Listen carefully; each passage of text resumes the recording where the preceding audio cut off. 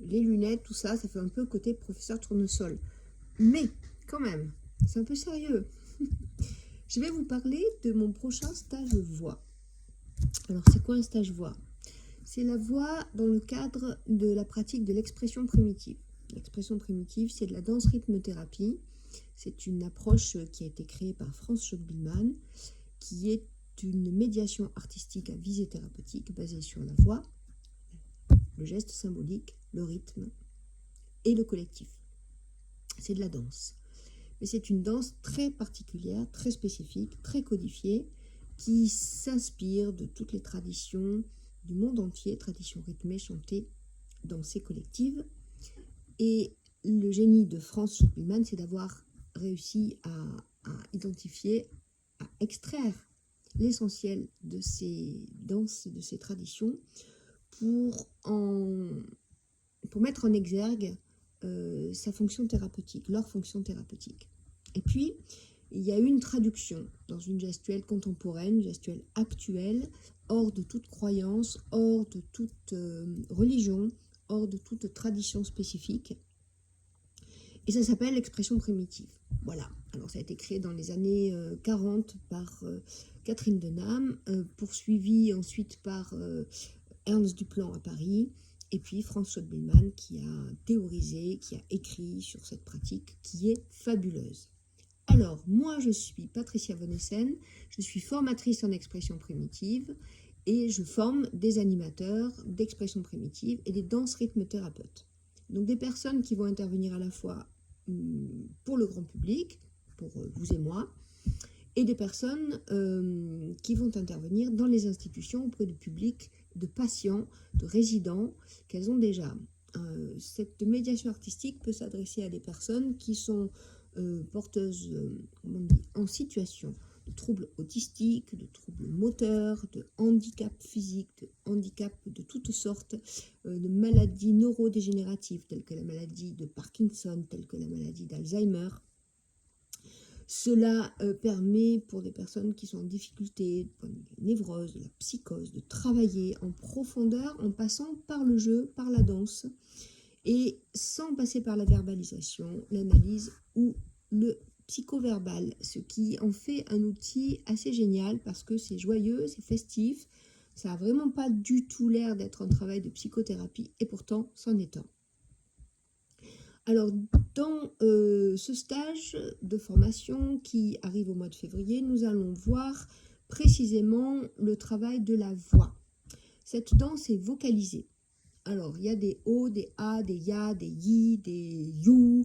Ce sont des sons simples que l'on appelle les phonèmes et qui sont destinés à souligner, à renforcer la participation de celui qui danse et également à faire travailler une expression symbolique de soi beaucoup plus investie que si elle n'est pas vocalisée.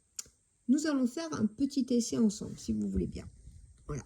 Alors je vous propose, par exemple, eh bien, on va être Orphée qui a endormi. Alors on travaille avec des symboles et on va souvent les chercher dans les symboliques grecques. J'aime bien, ça nous parle bien, ça parle à tout le monde. Alors du coup, nous sommes Orphée, on a endormi le Cerbère et on va aller taper à la porte des enfers de Hadès pour aller chercher sa chérie qui est derrière la porte. Et donc, on va faire ce geste-là. Alors, on est debout normalement, on a un tambour qui nous accompagne, on marche. Et puis, on va se donner 4 temps pour faire 1, 2, 3, 4. On peut aussi le faire assis. Moi, je suis assise sur une chaise à bascule, là. Et puis voilà, je peux le faire avec vous. Donc, si on avait un public assis, on pourrait le faire. Alors, on essaie, si vous voulez bien. Je dis 5, 6, 7, 8. Et on va taper 4 fois pour faire ouvrir les portes de l'enfer. C'est pas rien quand même, hein. Dans cette période d'obscurité, solstice, ça marche bien ça. Alors c'est parti, 5, 6, 7, 8. Ok. On a fait le geste sans la voix. Je vous propose de mettre la voix. Alors on va mettre le son hey. Hey. Très simplement. 5, 6, 7, 8 et on y va. 5, 6, 7, 8. Hey. Hey. Hey. Hey. Je ne sais pas si vous avez senti la différence. Moi, je l'ai senti. Alors maintenant, pour pouvoir la sentir, ce qu'on va faire, si vous voulez bien, nous allons faire 4 fois le geste sans le son et nous allons ajouter le son pour les 4 suivants. Ça marche? Prêt? 5, 6, 7, 8. Avec le son. Hey, hey, hey, hey. Qu'est-ce que ça a changé pour vous? Alors pour moi, c'est très simple. Je sens une plus grande puissance dans mon geste, dans mes poings, dans mes bras, dans l'élan que j'y mets. Je suis plus joyeuse aussi, ça me fait plus rire, ça m'amuse beaucoup plus de frapper sur la porte en me disant « Hey ». Je sens de la force dans tout mon corps et je suis vraiment dans l'histoire. Bien, c'est ça que ça fait. En grande partie, ça aide les participants à mettre du sens, encore plus que ce qu'ils en mettent déjà avec le symbole qui est proposé, dans les gestes qu'ils font. Et l'idée, ce sont des associations symboliques au niveau de l'inconscient. Donc, c'est un des côtés très importants de la voix dans l'expression primitive. Il y en a un autre qui participe à l'efficacité thérapeutique, qui est que nous nous appuyons sur le développement de l'individuation, de la différenciation, de la présence de l'autre, de la conscience de la présence de soi et de la présence de l'autre, l'autre étant différencié de soi, base de la psychanalyse. Et donc, ce travail avec la voix peut être extrêmement intéressant, puisque nous proposons des séquences qui vont être des séquences d'alternance. Voilà, l'alternance. Altère l'autre. C'est-à-dire, nous allons séparer notre groupe en 2, et puis il va y avoir d'un côté des gens qui vont, frapper à la porte des enfers en faisant « Hey, hey, hey, hey », et en alternance, le groupe d'en face va répondre « Ya, ya, ya, ya », avec un geste et le son « ya ».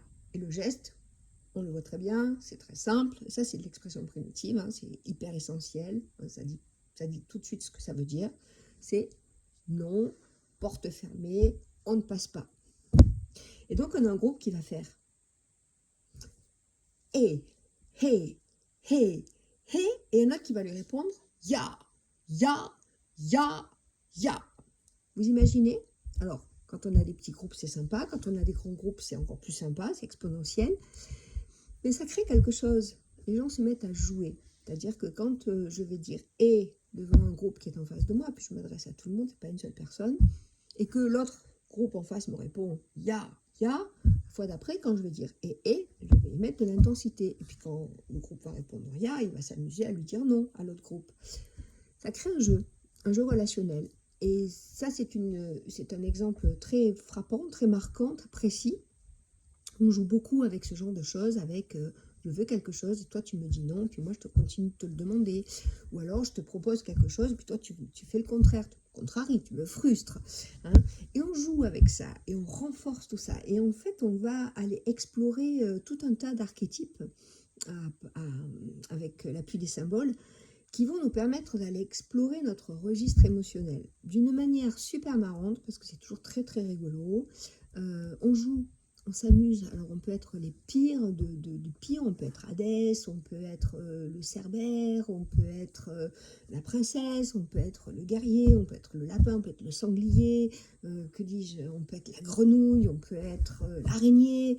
Il y a plein de possibilités qui vont nous faire explorer sans qu'on s'en rende compte tout un tas de registres émotionnels. Ça s'appelle se connaître, se découvrir, et c'est pas dans l'intellect que ça se passe, ça se passe dans l'expérience avec l'autre. On a vraiment en face de nous quelqu'un qui fait l'araignée, on peut aussi faire l'araignée, et puis l'araignée qui marche, qui arrive comme ça, et puis ensuite qui tisse sa toile, avec des alternances. C'est fantastique, c'est-à-dire que ça réveille les morts. Je ne peux pas le dire autrement, j'ai travaillé pendant 7 ans en institution spécialisée sur la maladie d'Alzheimer. J'ai vu des gens prostrés. J'ai commencé avec les danses de salon, parce que c'était pour ça qu'on m'avait recruté. Et puis, au bout de quelques temps, je me suis complètement étiolée. je portais les gens, alors on faisait un peu de danse comme ça, et puis il y en avait un qui dansait avec moi, j'essayais de choisir des musiques à danser, qui se chantaient pour que les autres participent, puis c'était à tour de rôle, et puis moi j'avais intérêt d'avoir vraiment la pêche, parce que ça se passait, moi j'étais une animatrice, j'animais, hein, avec ma propre énergie. Et puis j'observais aussi les gens quand je quittais la salle, parce que je faisais mes statistiques, dans l'institution il y a des statistiques, et j'observais ce qui se passait. Puis bon, ceux qui avaient qui s'étaient un peu moustillés, qui avaient un petit peu pétillé, en fait, ça retombait comme un soufflé, aussi sec. 5 minutes après, tout le monde était à nouveau prostré dans son fauteuil. Et j'ai failli arrêter. J'ai décidé d'arrêter. Et ce jour où j'ai failli arrêter, j'étais en formation avec Franz Schulman. Et je me suis dit, avant d'arrêter, essaye donc l'expression primitive. J'ai mis le tambour et j'ai proposé un rituel d'expression primitive. Et j'ai vu des miracles. Et depuis, j'ai jamais arrêté. C'est-à-dire que cette danse, cette façon qu'on a de proposer la danse avec la voix, avec les gestes symboliques comme vous avez vu, avec des découpages rythmiques bien précis, avec des systèmes d'alternance qui enclenchent l'envie de jouer, ça réveille les morts. J'ai déjà dit ça, ça réveille les morts. Ça stimule en la personne ce qui est vivant et qui a envie, et ça marche. Voilà. Alors, revenons à nos moutons. Enfin non, pas vraiment à nos moutons, mais si, quoique le mouton, c'est un son aussi. Le stage voix. Qu'est-ce qu'on va apprendre dans le stage voix? Alors, il y a aussi quelque chose, ah oui, ça y est, ça me revient. Un truc important qui est de dire qu'aussi l'usage de la voix dans la danse, ça permet de libérer le cerveau qui arrête de compter. Parce que quand j'avance en faisant Issa, hé, Issa, hé, et que je recule en faisant dingi, dingi, dingi, dingi, dingi, dingi, dingi, da, eh bien, au bout d'un moment, ça crée une chanson. Issa, hé, Issa, hé, dingi, dingi, dingi, dingi, dingi, dingi, dingi, da, et tout le monde chante ça. Et au bout d'un peu de temps, très, très vite, le cerveau, il a compris que quand on entend Issa, hé, Issa, hé, on marche en avant et lentement, et que quand on entend ou qu'on chante dingi, dingi, dingi, dingi, dingi, dingi, da, on est en train de reculer avec des petits pas, il y en a 8. Pas besoin de compter, on chante sa danse, on la vocalise.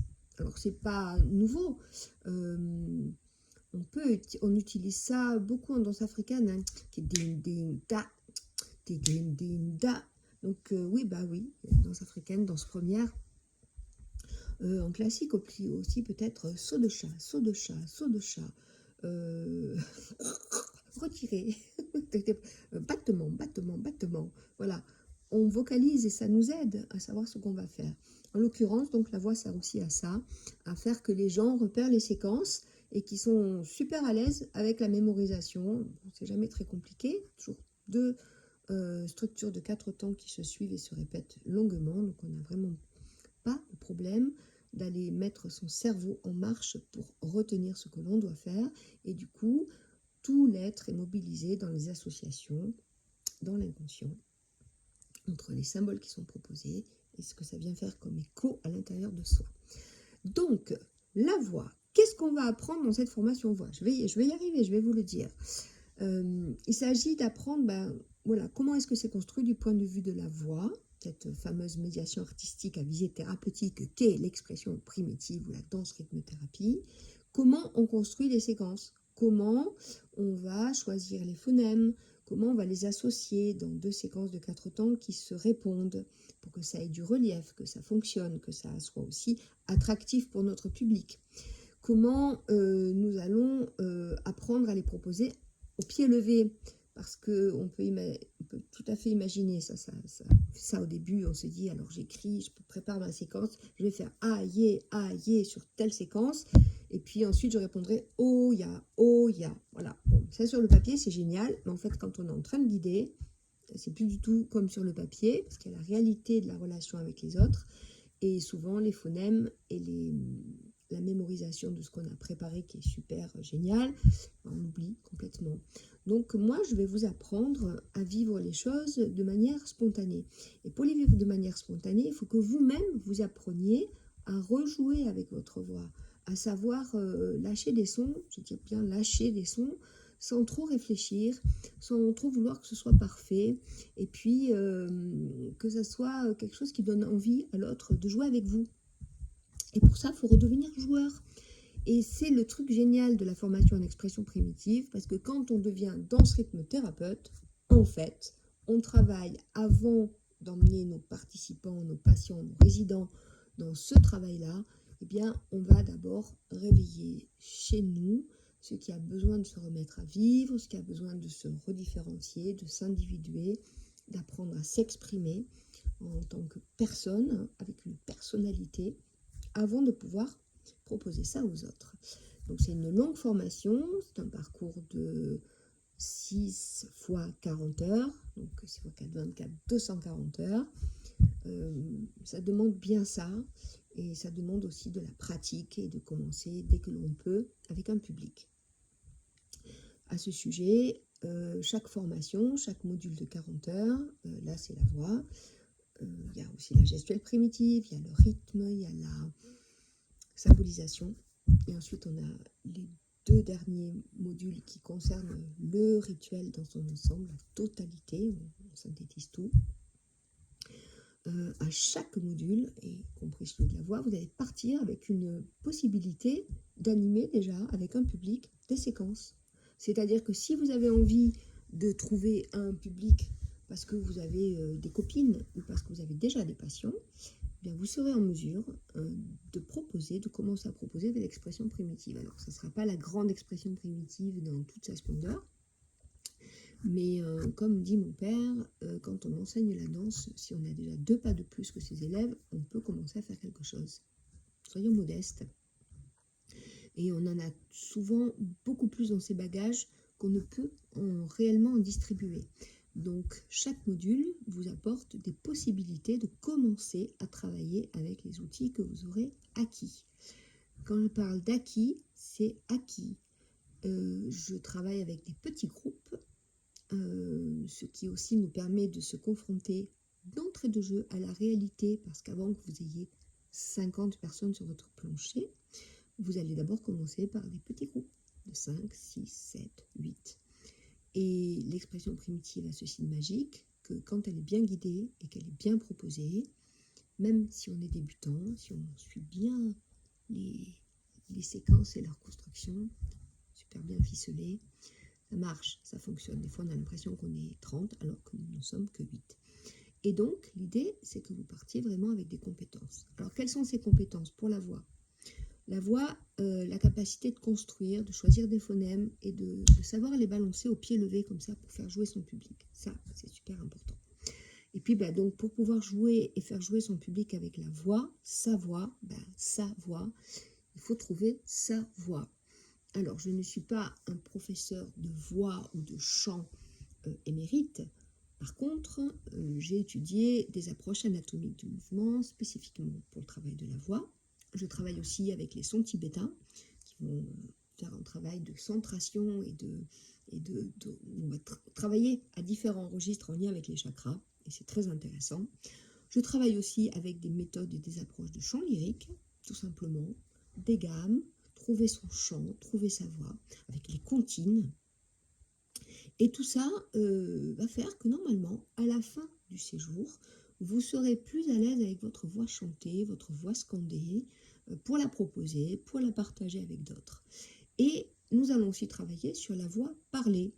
C'est pas si évident que ça de s'adresser aux gens et d'être audible, d'articuler ses mots, d'avoir une diction et une précision dans le son qui permet à toutes les personnes, y compris, pensons aux personnes que nous avons en institution qui parfois n'entendent pas bien, donc savoir faire porter sa voix sans agresser avec une voix qui nous transperce les tympans ou qui veut trop atteindre son but et qui du coup nous fait fuir, fait fuir les participants, les met sur la défensive, une voix qui est haute, qui est claire, qui dit ce qu'elle a à dire, donc derrière il y a les mots, et puis tout ça confronté au fait de guider un groupe. Et c'est en ça que je reviens sur la notion de petit groupe et de pratique. Vous allez apprendre à guider. Alors, il y a des temps pour être participant, pour que vous puissiez sentir les choses en vous, les intégrer pour vous. Ensuite, il y a des temps de compréhension. Je croyais qu'on avait frappé. Il y a des temps de compréhension de qu'est-ce qui sous-tend ces structures, pourquoi, comment, ça c'est la théorie. Et ensuite, c'est mon chien qui tape sa queue sur le plancher. Et ensuite, il y a la pratique. Donc, apprendre à construire, apprendre à proposer. Ça lui plaît à Pataplouf, il aime bien ce que je raconte. C'est mon assistant. Et apprendre à proposer et apprendre à guider dans la réalité, avec la musique, le rythme, les gens qui savent pas trop, les interactions des uns et des autres, et puis surtout sa difficulté spécifique, qui est de guider l'autre tout en étant bien conscient de soi, bien conscient de l'autre. Parce que souvent on est juste avec soi et on oublie les autres.